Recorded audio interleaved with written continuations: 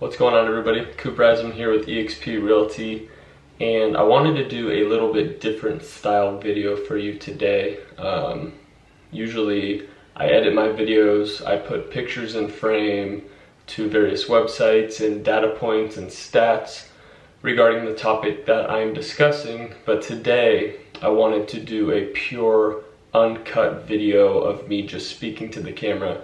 Now, I do have some talking points here that I've written out, but other than that, it's going to be raw, off of the top. So I'm just going to talk to you and give you pure anecdotal evidence of what I've been seeing in the market. So this is going to be an East Bay real estate market update for August 2021. And I wanted to start this video by saying, if you've been at all in the market or following the real estate market in the Bay Area, the country, or the East Bay more specifically, then you've known since January 2021, the market has been scorching hot.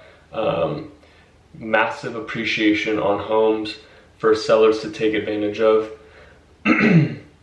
And a very competitive and difficult market for buyers to buy a home in. And a few things and reasons that I believe that is the case is, one, we have the work from home policies that went into place because of COVID, so everybody was working from home and not going into the office. That paired with low interest rates, historically low inventory for housing. Let's see what else. And with most of the buyers today being in the tech workspace, the tech companies have seen massive growth from everybody being at home and going online, that most of my buyers and most of the buyers that I see today being in the tech space have seen massive growth on their stock options, etc., giving them more ability for bigger down payments on homes. So all of those things combined, I feel, created a massive spark in the real estate industry, and is why prices have been pushed so high. The biggest reason for the high prices, and not just a competitive market, and both together, is really the low inventory. There's not many houses for sale, and it's a supply and demand thing. So when you have a little supply and a lot of demand, everybody pushes those prices up, and it creates a very, very difficult market to be in, to purchase the thing everybody else wants. So being a real estate professional, being in the market day in and day out, I have many clients who have bought homes and are looking to purchase right now. So I am in the space all day, every day looking, and I have seen a small downtrend in competition, number of offers on homes, and I have seen a small uptick on days on market that homes are sitting. So with that being said, yes, I have seen a small change in the market, favoring buyers more now, giving them more opportunity to get into the home they want, whereas 2 months ago, that same home might have had 10, 15, 20, maybe 30 offers on it, and it was not impossible, but very difficult to get your offer accepted unless you just threw everything at the sellers and gave a very, very great offer to entice them to accept yours. So let's see. Yeah, so I've been seeing homes which a couple months ago would have gone off the market pending in 5 to 7 days are now sitting maybe 14 days, 21 days. And I have seen many more homes have price reductions. So after a week on the market, after 10 days on the market, after 14 days on the market, we're seeing them reduce the price by $20,000, $40,000, $60,000 in order to get the home sold more quickly. That probably means they either received a very low ball offer out of the gate that they just absolutely were not going to accept, or they received no offers at all, and they're trying to spark interest by lowering the price. And if somebody lowers the price at all, even if it's 20, 40, 60 grand, after just a week on the market, it's safe to say they are highly motivated to get that home sold, and they're trying to find a buyer and entice them to come see it and write an offer. And I have been seeing that. You know, as I look on the MLS every day, I look at, I have a small chart of homes that I follow in a certain amount of cities in the East Bay that shows me any price reductions that have happened, or any homes that have come back on the market after previously being pending. And lately, like today, for example, I'll pull this up right now. 41 homes have seen a price reduction. Now, this is not the entire Bay Area. I have a set number of cities. I believe I'm looking at Walnut Creek, Concord, Pleasant Hill, Martinez, Alamo, Danville, San Ramon, Dublin, Pleasanton, Livermore. I believe those are the cities that I have identified. And I'm seeing 41 price changes. Compared to a couple months ago, we might have seen 3, 4, 10 max. So I have seen a little bit of a softening, and I think this is a good opportunity for buyers to get in without having to compete.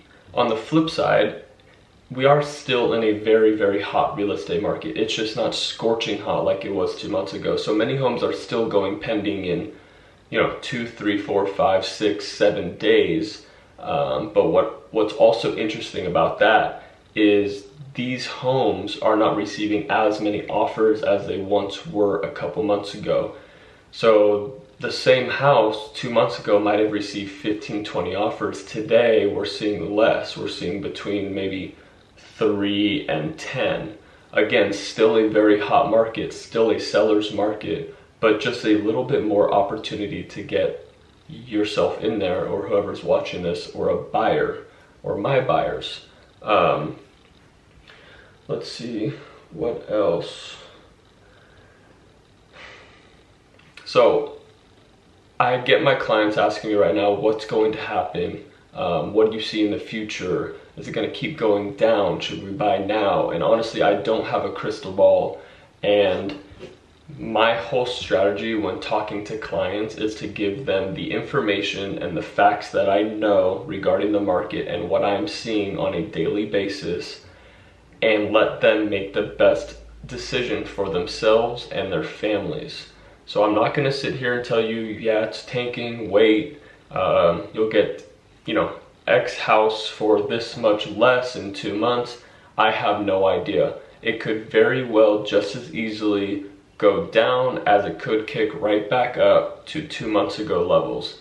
One thing I do know is that for the first time in a year and a half, families and people are able to go on vacation during the summer and enjoy the summertime. Whereas last year we obviously could not do that because most things were shut down. So I believe people are enjoying that. Also, interest rates are still historically low. So borrowing money from the bank is still very, very inexpensive. Also, we still have an inventory problem. So it's almost as if nothing has really changed from a couple months ago, just that it's summertime and maybe people are just on vacation. People that were in the market to buy a home a month or 2 months ago are now not in the market at this very exact moment because they are on vacation. The other flip side of the vacation thing is that businesses and companies are opening in-office work again. So that makes me think that when there was so much demand for the work from home and people to get out of maybe the inner city and move to the suburbs because they were going to be working from home, they could get a bigger house for less money, bigger backyard, room for a pool, etc. Now, if they're realizing that they're going to be going back into the office, maybe the demand to leave the area they're in isn't as high as it once was. That would be a more permanent change to the way the market's going. The more, non-permanent change would be people on vacation who are out of the market at this very moment, but will very likely be back in it when they're back in the groove of things and back to the normal ways of life. So again, I don't really know exactly what will happen. I just know what I'm seeing and what I'm experiencing. So you make the decision for yourself, for your family. Do you want to buy right now, or do you not want to buy right now? Is now the right time for your finances?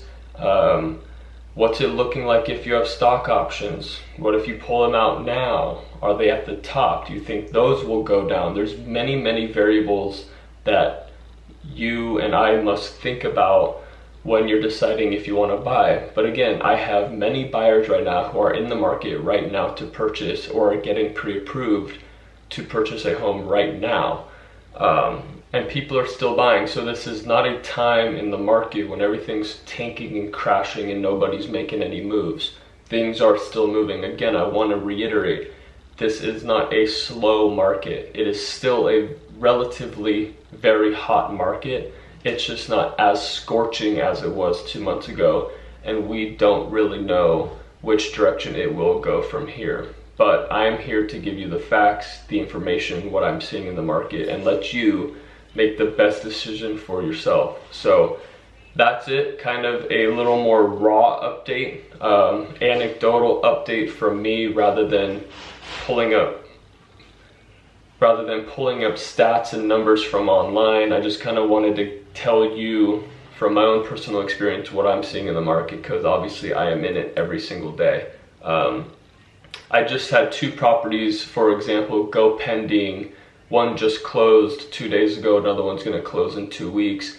But both of those went pending, one within 3 days, the other one within 7 days, both with multiple offers. One of them went $200,000 over list price, the other one went $40,000 over list price. So again, the market is still hot. If you're a seller, don't freak out. If you're a buyer, don't freak out. Let's talk about the numbers. Let's talk about what you're seeing. Ask me questions about what I'm seeing, and let's make the right decision for you and your family and go from there. Also, as always, who do you know looking to buy or sell a home in the East Bay or Bay Area? I am always available to help you and your referrals. So thank you so much for watching, and please reach out to me if you have any questions. I'm always available for a phone, text, or email. Thank you so much for watching. Bye.